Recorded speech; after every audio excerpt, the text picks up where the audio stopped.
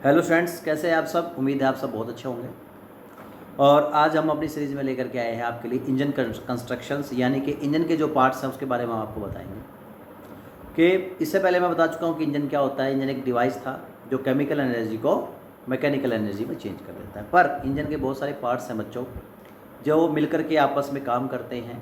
वो किस तरह से करते हैं मैंने बताया था, उसमें 4 स्ट्रोक होते हैं। जो पेट्रोल इंजन की जो वर्किंग मैंने बताई थी उसमें बताया था कि 4 स्ट्रोक हमारे इंजन के अंदर होते हैं।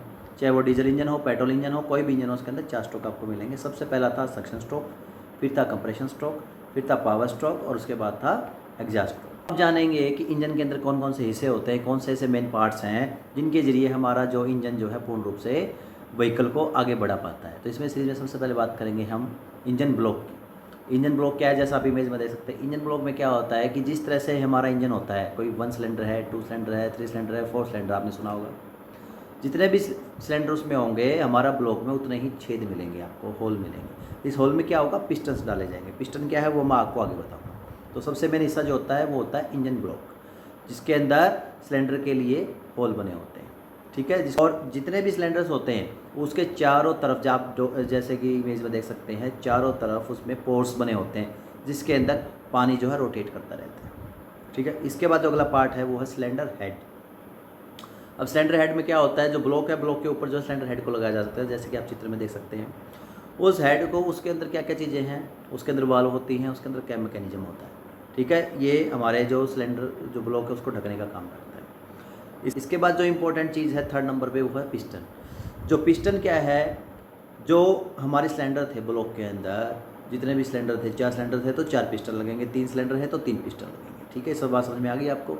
जितने सिलेंडर होंगे इंजन के अंदर उतने ही उसमें पिस्टन होंगे। वो पिस्टन क्या उसमें मूवमेंट करेंगे। ठीक है। वो चारों स्ट्रोक जो हैं उसमें मूवमेंट करके वो कंप्लीट करेंगे। तो पिस्टन हो गए। पिस्टन के साथ लगते हैं पिस्टन रिंग। एक पिस्टन के ऊपर 3 रिंग लगते हैं दोस्तों। पहला रिंग होता है कंप्रेशन रिंग। ठीक है। दो होते हैं कंप्रेशन रिंग और एक होता है ऑयल रिंग। ठीक है।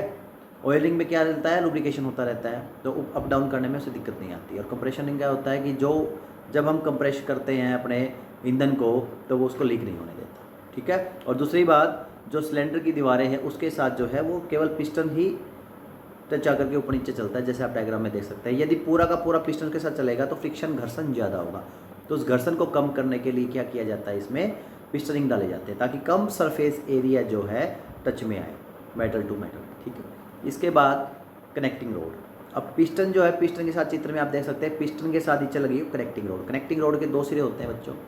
एक होता है जो बार छोटे वाला हिस्सा है, जो पॉइंट है वो लगता है पिस्टन को। किसकी वजह लगता है, पिस्टन पिन, जिसको दूसरा नाम है गजन पिन। ठीक है। पिस्टन पिन का दूसरा नाम क्या है बच्चों, गजन पिन। ठीक है। उसके सहायता से कनेक्टिंग रोड और पिस्टन को जोड़ा जाता है। अब कनेक्टिंग रोड जुड़ गई। अब कनेक्टिंग रोड का काम क्या है बच्चों, कि जो हमारा इंजन है वो पूरा सील्ड है, उसमें कोई भी पार्ट मूव नहीं कर सकता सिवाय पिस्टन के। पिस्टन कैसे मूवमेंट करता है, अप एंड डाउन मोशन करता है। ठीक है। तो हमारा जो इंजन है अप डाउन मोशन करता है, और जो कनेक्टिंग रोड है उस अप डाउन मोशन को सर्कुलर मोशन में चेंज कर देती है।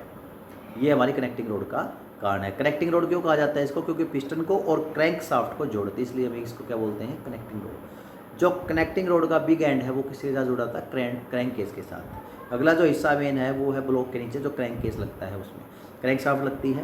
क्रैंक केस के नीचे जो हिस्सा होता है उसके अंदर में मोबिल स्टोर रहता है। जब भी हमारा इंजन चलता है तो मोबिल जो है ना लुब्रिकेशन करता है हमारे इंजन को, ताकि जो घर्षण है वो कम रहे, जो इंजन की आवाज़ है वो कम रहे, जो टूट फूट है वो कम रहे। इसके बाद जो अगला पार्ट है वो है वाल्व और वाल्व मैकेनिज्म। अब ये वाल्व क्या होती हैं, हर इंजन, हर जो पिस्टन है उसके ऊपर 2 वाल्व होती है चैम्बर पे। एक इनलेट वाल्व होती है, एक एग्जॉस्ट वाल्व होती है। आजकल के जो अपग्रेड आ रही है उसके अंदर कई बार इनलेट 2 मिलती हैं, एग्जॉस्ट आपको 1 मिलेगा। तो 3 वाल्व भी होते हैं सिलेंडर के ऊपर। तो हम 2 से समझते हैं, 2 वाल्व होती है, एक इनलेट और एक आउटलेट। इनलेट से क्या है, ईंधन अंदर आता है। आउटलेट से क्या है, ईंधन का जो धुआं है बचा हुआ वो बाहर जाता है। ठीक है। तो इनको खोला जाता है। खोला क्यों जाता है, क्योंकि जब इनलेट के अंदर ईंधन आएगा तो सक्शन स्ट्रोक है, सक्शन में क्या है, ईंधन अंदर आएगा, और एग्जॉस्ट में क्या है, धुआं बाहर जाएगा। तो इन दोनों पे खुलनी चाहिए, 2 में बंद रहनी चाहिए। तो क्या है, मैकेनिज्म होता है कैम का, हेड के ऊपर लगा होता है, तो उससे ही सिस्टम सारा कंट्रोल होता है। तो ये थे इंजन के मेन पार्ट्स।